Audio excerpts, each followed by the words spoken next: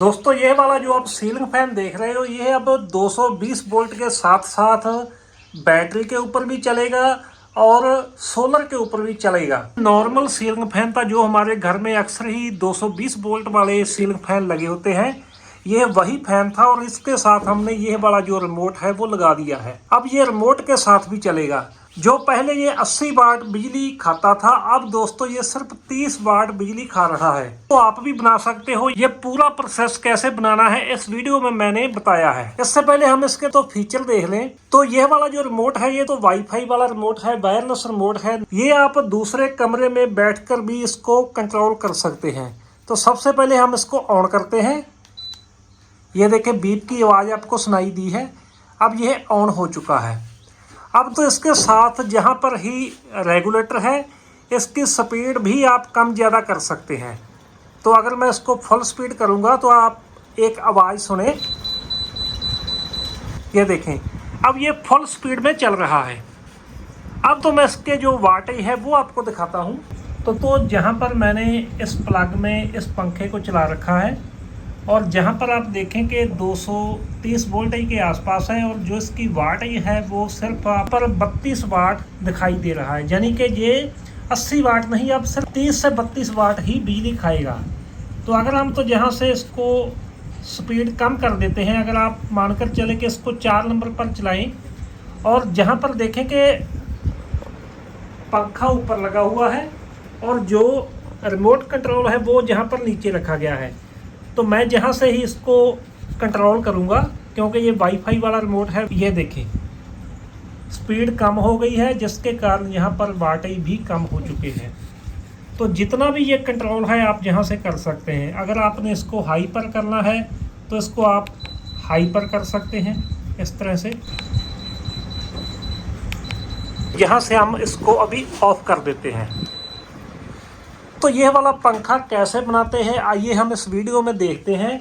यह वाला पंखा बनाना बहुत ही आसान है। बस आपके पास एक पुरानी पंखे की मोटर हो तो इसके अंदर ही हम यह वाली किट इंस्टॉल कर देंगे। जो इसके अंदर पहले मोटर लगी होती है उसको हम बाहर निकाल देंगे, क्योंकि वो वाली मोटर 220 वोल्ट सप्लाई के ऊपर चलने वाली होती है, एसी सप्लाई के ऊपर। जो इस मोटर का स्टेटर और रोटर है वो हम निकाल देंगे, क्योंकि अब ये हमारे किसी भी काम का नहीं है जी।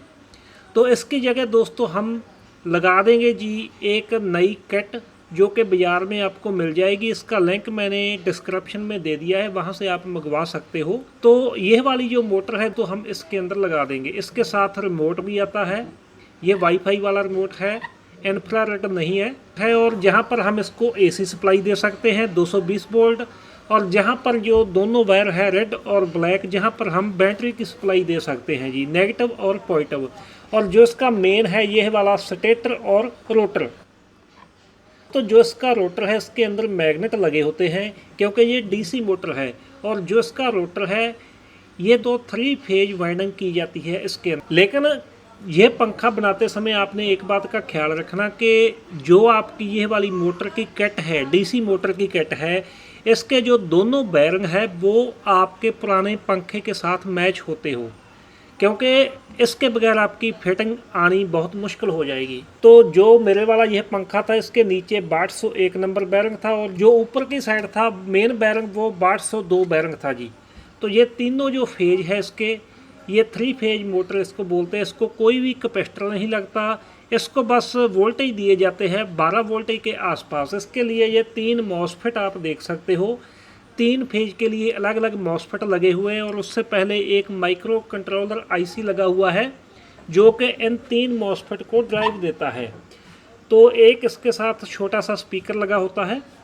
तो जो ये वाले तीनों वायर का जैक है वो हम इस पीसीबी के अंदर लगा देना है। बहुत ही आसान है बनाना दोस्तों। ये वाला जो स्प्रिंग है ये वाईफाई रिमोट के एंटीना है। आप कमरे में किसी भी कोने में बैठकर इसको ऑन ऑफ कर सकते हैं जी। ये वाला एंटीना कैच करता है इस रिमोट का सिग्नल।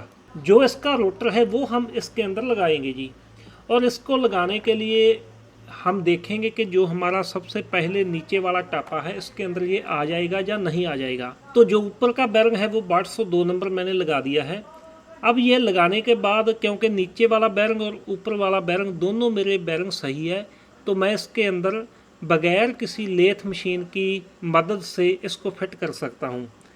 जो बाहर का रोटर है इसको हमें घिसाना पड़ेगा, क्योंकि ये पूरा हमारा जो नीचे वाला टापा है पंखे का उसके अंदर ही आना चाहिए। तो इसको हम अच्छी तरह से घिसा देंगे, ताकि ये काम तो आप किसी ग्राइंडर से भी कर सकते हैं, लेकिन मैं ग्राइंडर से इसलिए नहीं कर रहा क्योंकि फिर ग्राइंडर कई बार ज़्यादा घिसा सकता है। अगर ये ज़्यादा लूज हो गया तो फिर आपका पंखा सही नहीं चलेगा। तो ये थोड़ा सा टाइट ही इसके अंदर लगना चाहिए। बस एक बात का आपने ख्याल रखना है कि जो ये वाले पंखे का स्टेटर है ये रोटर के सेंटर में ही घूमे, ना ज़्यादा ऊपर हो ना ज़्यादा नीचे हो। उसके बाद इसका हम कवर लगाने के बाद इसके ऊपर जो इसका मदरबोर्ड है वो लगा देंगे। इसकी दोस्तों 2 वायर है डीसी वायर के लिए, वो हम बैटरी के लिए अलग रख लेंगे, और जहाँ पर 230 वोल्ट सप्लाई है वो हम अलग रखेंगे जी। तो इसको हम साइड में निकाल लेते हैं 12 वोल्ट सप्लाई को।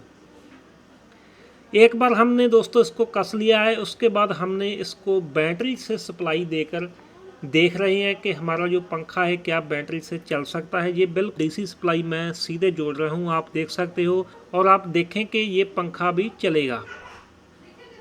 और दोस्त ये पंखा हमारा चल चुका है, ये बैटरी के ऊपर अभी चल रहा है। तो मैं इस पंखे को 230 वोल्ट सप्लाई दूंगा, और सप्लाई देने के बाद हम इसको चलाकर देखेंगे जी। ये तो इसकी स्पीड है वो 12 वोल्ट बैटरी के ऊपर काफ़ी है। अब हमने इसको एसी सप्लाई के ऊपर चला दिया है जी, और आप देख सकते हो कि जो इसकी स्पीड है नॉर्मल है। इसकी जो स्पीड है वो नॉर्मल है। अगर हम तो इसकी कीमत की बात करें तो इसकी जो किट की कीमत है वो तो मुझे 1850 रुपये में अमेज़ॉन से मिली है। लेकिन मैं आपको एक बात यहाँ पर बतानी चाहता हूँ कि जब भी आप यह वाला काम कर रहे हो, ऐसा ना हो कि आपका नया पंखा हो और उसके ऊपर आपने पहले ही 1500 नए पंखे के ऊपर लगाया, उसके अंदर अगर आप 1800 की मोटर लगा देते हो तो तकरीबन आपका जी 3500 रुपये के आसपास खर्चा आ सकता है। तो अगर आपने ये काम कर रहे हो 3500 लगा रहे हो तो जो गलत काम है। अगर आपके पास कोई पंखा ख़राब है, बिल्कुल मोटर ख़राब है, स्क्रैप में फेंकी हुई है, तो उसके अंदर आप ये एक्सपेरिमेंट कर सकते हो। फिर आपका काम सिर्फ 1850 के आसपास ही चल जाएगा। इस किट का दोस्तों मैंने लिंक वीडियो के डिस्क्रिप्शन में दे दिया है, वहां से आप यह वाली किट मंगवा सकते हैं। तो अगर हम बिजली की खपत की बात करें तो इसकी जो बिजली है वो दूसरे पंखे के मुकाबले काफ़ी कम है जी। आज की दोस्तों हमारी वीडियो इतनी थी। देखने के लिए आपका बहुत बहुत थैंक यू।